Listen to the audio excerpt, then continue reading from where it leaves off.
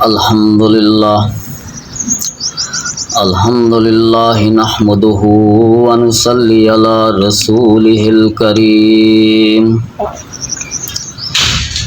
اما بعد فاعوذ باللہ من الشیطان الرجیم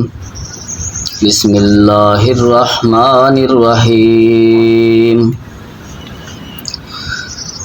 لقد کان لکم فی رسول اللہ اسوۃ حسنہ رب اشرح لی صدری ویسر لی امری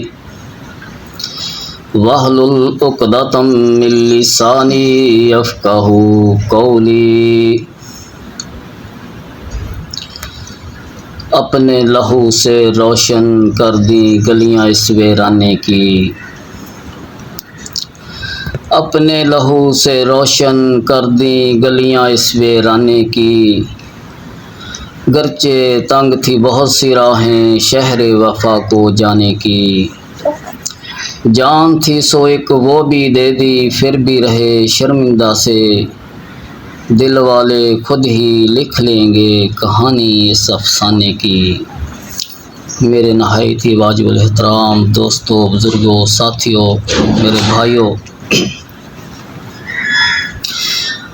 جب حضور نبی کریم صلی اللہ علیہ وآلہ وسلم نے روم کے بادشاہ کو خط لکھا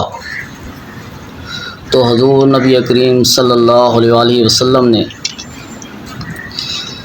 حارث بن عمیر کو اپنا سفیر مقرر کیا اور خط دے کر روم کے بادشاہ کے پاس بھیجا۔ جب حضرت حارث بن عمیر مدینہ سے چلے، جورڈن پہنچے، اردن میں موتا کے مقام پر پہنچے تو عیسائیوں کے گورنر نے اسے گرفتار کر لیا، پکڑ کر رسیوں سے باندھ کر بے دردی کے ساتھ شہید کر دیا۔ جب یہ بات نبی کریم صلی اللہ علیہ وآلہ وسلم تک پہنچی کہ ان کے صحابی رسول ان کے قاصد کو شہید کر دیا گیا تو نبی کریم صلی اللہ علیہ وآلہ وسلم کو بہت غصہ آیا، تو نبی صلی اللہ علیہ وآلہ وسلم نے تمام صحابہ کو اکٹھا کیا،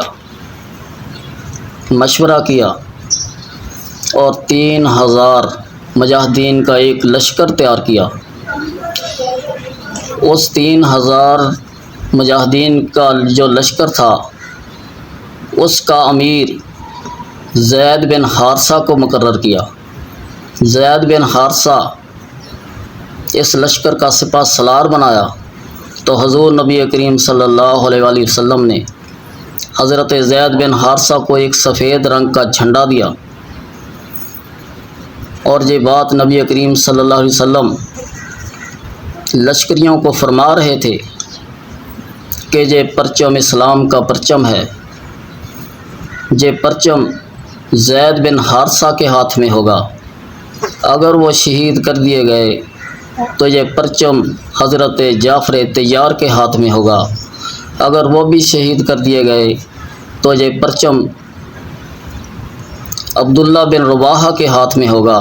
اگر وہ بھی شہید کر دیے گئے تو پرچم اس آدمی کے ہاتھ میں ہوگا جو قریب ہوگا۔ تو چشم فلک نے وہ نظارہ بھی دیکھا کہ جب یہ لشکر مدینہ سے چلا، زید بن حارثہ کی کمان میں چلا، روانہ ہوا تو نبی کریم صلی اللہ علیہ وسلم بڑی دور تک اس لشکر کے ساتھ چلتے رہے، پھر واپس مدینہ آ گئے۔ جب یہ لشکر جارڈن میں پہنچا، جو اب اردن کا علاقہ کہلاتا ہے، موتا کے مقام پر پہنچا تو سامنے عیسائیوں کا ایک بہت بڑا لشکر کھڑا تھا جس کی تعداد 1,00,000 سے بھی زیادہ تھی۔ تو حضرت زید بن حارثہ نے 3000 کے لشکر کے ساتھ جب اس کے قریب پہنچے تو انہوں نے زید بن حارثہ کو گھیرے میں لے کر بے دردی کے ساتھ شہید کر دیا، تو پرچم گرنے نہیں دیا، تو پرچم حضرت جعفر طیار نے پکڑا۔ جب پرچم حضرت جعفر طیار کے ہاتھ میں آیا تو تلوار لگی بازو کٹ گیا، پرچم گرنے نہیں دیا، پرچم دوسرے ہاتھ میں تھام لیا، دوسرے بازو پہ تلوار لگی، دوسرا بازو کٹ گیا، پرچم گرنے نہیں دیا، پرچم ٹانگوں میں لے لیا، گردن کٹ گئی۔ ادھر جبریل علیہ السلام نے پیغمبر کو بتلا دیا کہ جعفر شہید ہو گیا۔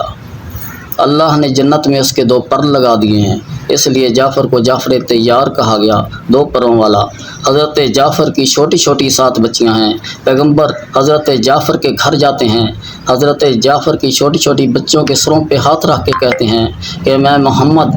آج کے بعد تمہارا باپ ہوں گا۔ حضرت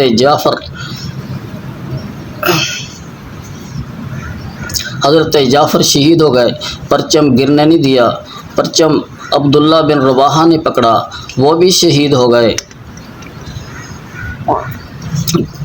تو پرچم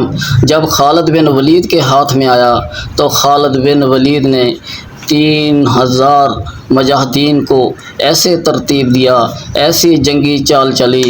کہ رومی عیسائیوں کی فوجوں کے پرخچے اڑا دیے۔ حضرت خالد بن ولید نے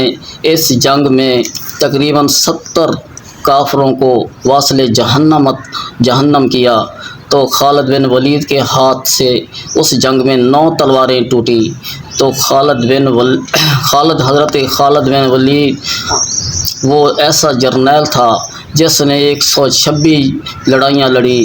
کسی ایک جنگ میں بھی اس نے شکست نہیں کھائی۔ تو یورپ کا ایک بہت بڑا جرنیل نپولین کہتا ہے کہ عرب کی عورتیں بانجھ ہو گئیں کہ خالد بن ولید جیسا بیٹا پیدا کرتی۔ میں آخر میں وہی بات کہتا ہوں جو آج سے 1400 سال پہلے معاذ بن جبل نے کیسر و روم کے دربار میں کہی تھی کہ ہم ایسی قوم ہیں جو موت سے اتنی محبت رکھتی ہے جس طرح تم اجمی لوگ شراب سے محبت رکھتے ہو۔ ہم آج بھی اس موقف پہ کھڑے ہیں کہ فنا فی اللہ کی تہ میں بقا کا راز مضمر ہے، جس سے مرنا نہیں آتا اسے جینا نہیں آتا۔ وآخر دعوانا الحمدللہ۔